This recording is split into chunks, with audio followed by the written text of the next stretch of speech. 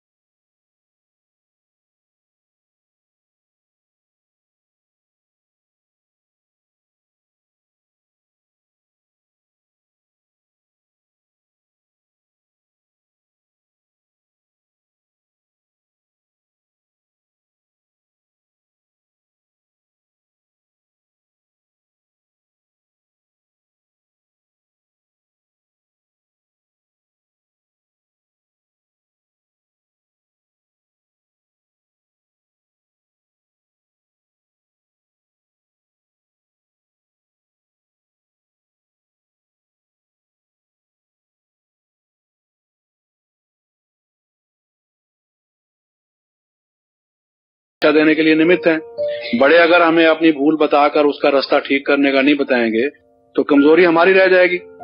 ये हम नहीं समझते कि बड़ों के पास सिर्फ शिक्षा नहीं है, प्रेम भी है, गाइडेंस भी है, मदद भी देंगी, शक्ति भी देंगी। हमारा कल्याण उसी में भरा हुआ है, हमारा जाना ही उचित है। अगर हम कोई ना कोई आनाकानी करते हैं, बहाना बनाते हैं, ये भी अनादर है। तो भले हम कह दें हमारे को तो डर लगता है, ऐसा होगा वैसा होगा, क्यों लगना चाहिए डर? जब हमारा आदर है तो उस आदर, स्नेह पूर्वक आदर, सिर्फ आदर भी कोई डर के आदर, यहाँ कोई डंडा लेके थोड़ी कोई खड़ा हुआ है। स्नेह पूर्वक आदर, क्योंकि हमारा आदर इसीलिए है कि वो ज्ञान में, योग में, धारणा में, सेवा में आगे हैं हमसे। जब वो हमसे आगे हैं तो क्या हमारा जो आदर है उसके साथ हमें ये नहीं लगता कि वो हमारा जरूर कल्याण करेंगी, प्रेम पूर्वक हमें बताएंगे। उनको ये तरीका नहीं आता, उनका अनुभव अभ्यास ऐसा नहीं है।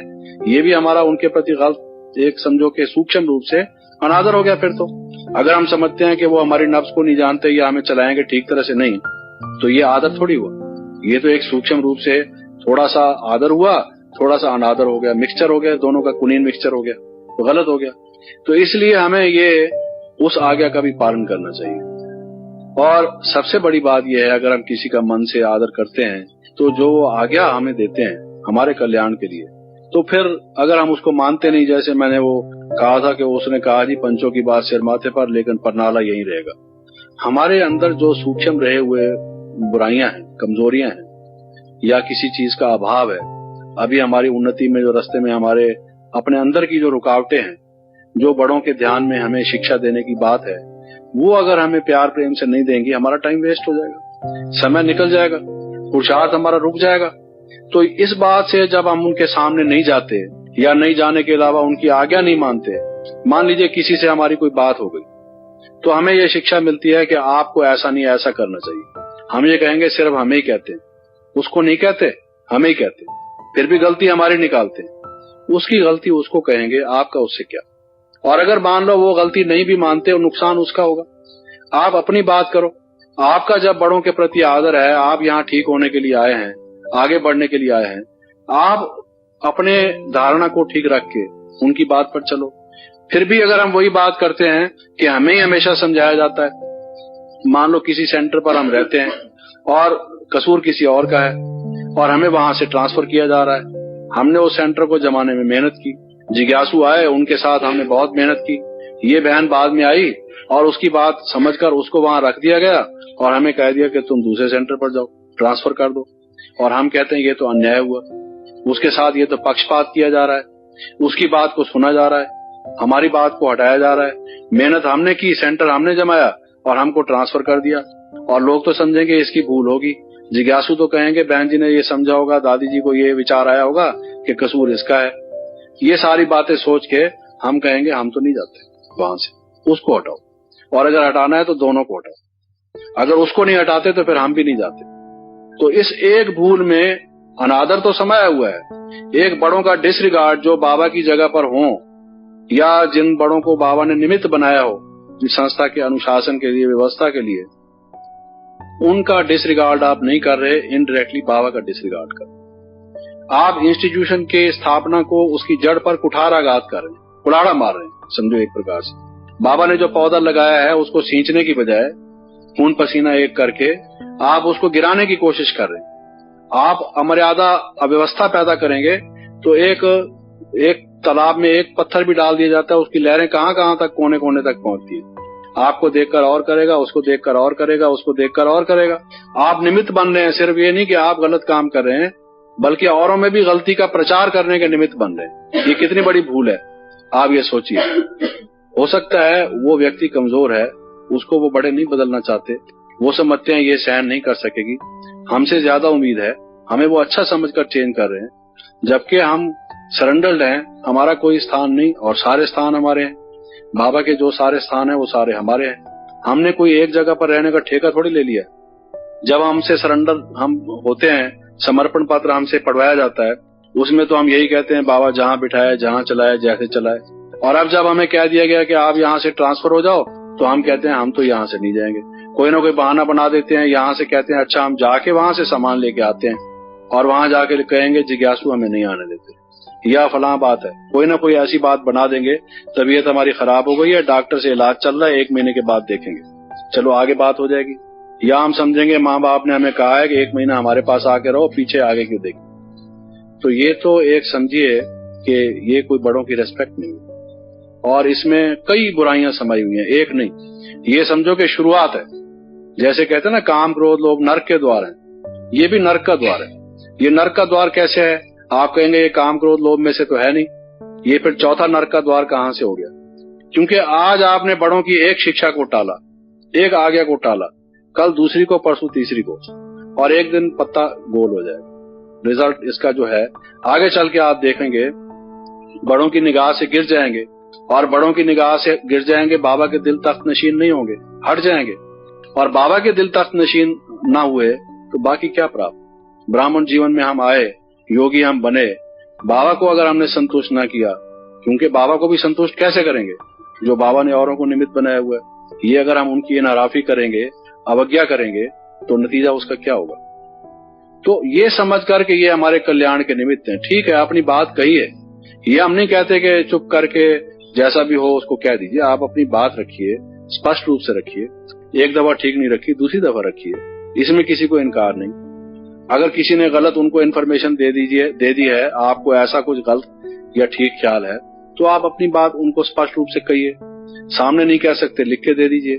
लेकिन उस सब के बाद जो हर एक बात को आगे पीछे सोचकर उसके परिणाम को, वो अगर हमें कोई शिक्षा देती है जिसमें यज्ञ का भला है, संस्था का भला है, सेवा का जिसमें कोई बात है, सबका कल्याण जिसमें समाया हुआ है, हमें कहना चाहिए ठीक बात है। और सच तो सच ही है, आज नहीं कल बात प्रकट होगी। कौन राइट है कौन रॉन्ग है, वो कहते हैं भाई बनावट के फूलों से खुशबू नहीं आ सकती और सच्चाई छिप नहीं सकती बनावट से। कहते हैं ना, इस तरह से श्लोक बने हुए हैं। सच्चाई छिप नहीं सकती बनावट के असूलों से, खुशबू आ नहीं सकती बनावट के फूलों से। तो कागज के फूलों से, कागज के ही बनावट के फूल होते हैं। तो वो जो हम जो कर्म करेंगे वो अच्छा या बुरा सिद्ध हो जाएगा। तो लेट अस वेट एंड सी। थोड़ा सा धीरज अगर हम धरें, धीरज धर मनुआ धीरज धर, सुख के दिन आएंगे, वो है ना रिकॉर्ड हमारा। तो वो हम सामने रख के अगर चलें, right will be proved right, wrong will be proved wrong, सत्यमेव जयते नानृतम, सत्य की जय हमेशा होगी। ये सोचकर अगर हम चलें इस विश्वास से, तो बात क्लियर होगी। लेकिन उस आज्ञा का हमें पालन करना चाहिए। यही वास्तव में मानसिक रूप से आदत देना है, प्रैक्टिकल रूप से। अब जो सारी बात मैंने बताई, आप ये सोचेंगे ये तो हमें ही सिर्फ बताया जा रहा है, बड़े भी और हैं हम सबसे, मानना भी हमें सभी की है। और सिर्फ एक बात थोड़ी सी जगदीश भाई ने कही कि स्वमान में रहो, टीचर हो, कभी आपको भी अपना अधिकार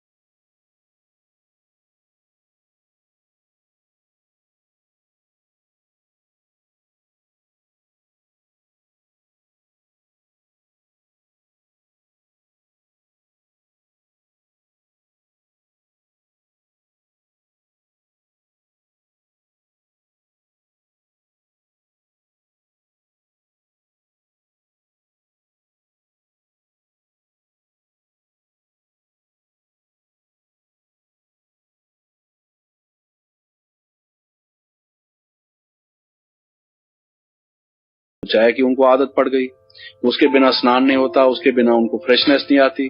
कोई भी बात हो गई उनसे, चाय अच्छी चीज तो नहीं है। अगर हमको चाय की आदत नहीं है, हम समझेंगे इस यज्ञ में सभी बड़े चाय पीते हैं, लो हम भी पी लें। और बाद में फॉलो किया ना किया, उसको कर लिया। ये अचार खाते हैं और खूब मिर्च मसाले की चीजें खाते हैं, हम 2 रत्ती और भी ज्यादा डालें, क्योंकि अभी तो हमने जीवन में ही प्रवेश किया है, तो खा खा के बड़े हो चुके हैं। हमने थोड़ा 2 रत्ती ज्यादा भी डाल दिया तो क्या है। जो चीजें तामसिक हैं, नहीं ठीक है, उनकी मजबूरी, उन्होंने अगर कोई बात ऐसी है नहीं छोड़ी, उनके पुरुषार्थ का कोई मार्जिन अगर रहा हुआ है, हम में अगर वो अच्छाई है, उस बात में हम बढ़े, उसको हम क्यों छोड़ें, बजाय इसके कि हम वो बात भी अपने जीवन में लाएं। उनमें जो इतनी अच्छी बातें हैं वो तो पहले धारण करो। वो तो धारण की नहीं, वो बढ़ाई तो लाई नहीं। जो कभी किसी में कोई कारण से, मान लो किसी को गैस की ट्रबल है, वायु की ट्रबल है, उसको डॉक्टर ने कहा हुआ है आप काली मिर्च लाया करो, खाया करो, या आप थोड़ी सी हरी मिर्च ले लो, ये कोई कारण है। हम कहें कि वो अगर थोड़ी सी लेते हैं, हम तो जवान हैं अभी, हम 2 मिर्चें ले लें आधी की बजाय भी, या हम खूब मिर्च मसाले उसमें डाल के भले पकौड़ी खाएं, तो उससे जो हम कॉपी करते हैं, ब्लाइंडली जो फॉलो करते हैं, ये एक समझिए कि हम अपने को गलत रास्ते पर लगा रहे हैं। दूसरे की कोई कठिनाई, परिस्थिति, आदत या कोई कमजोरी, उसको फॉलो करना जो है, इसको कोई बड़ों की आदत में शुमार करना, ये आदर में शुमार करना, ये गलत होगा। अब हमसे कोई बड़ी टीचर है, मान लीजिए आयु में ज्यादा बड़ी भी नहीं है, उन्होंने पहले सरेंडर कर दिया, पहले से सेंटर संभाला, ज्ञान देना शुरू किया, हम भी ज्ञान में आ गए। अब उनको किसी जिज्ञासु के साथ बैठना पड़ता है, बड़ों को जिज्ञासु की कई प्रॉब्लम्स को हल करना पड़ता है, लेकिन हमें मर्यादा बनी हुई है, इतने बजे से बाद में किसी जिज्ञासु से प्राइवेटली अलग से मत बैठो, या मान लीजिए पास में बिल्कुल नजदीक बैठ के इस ढंग से बात मत करो, या बात करो तो किस तरीके से आपका हाव भाव होना चाहिए, कैसे बात ना करो जिससे किसी के जीवन में गिरावट आए। आपका जो एक्टिविटी भी हो, देखना, बोलना, जिस प्रकार से कोई किसी को आकर्षण हो, किसी को गिरावट आए, मन में उल्टे संकल्प पैदा हो, ये ना हो।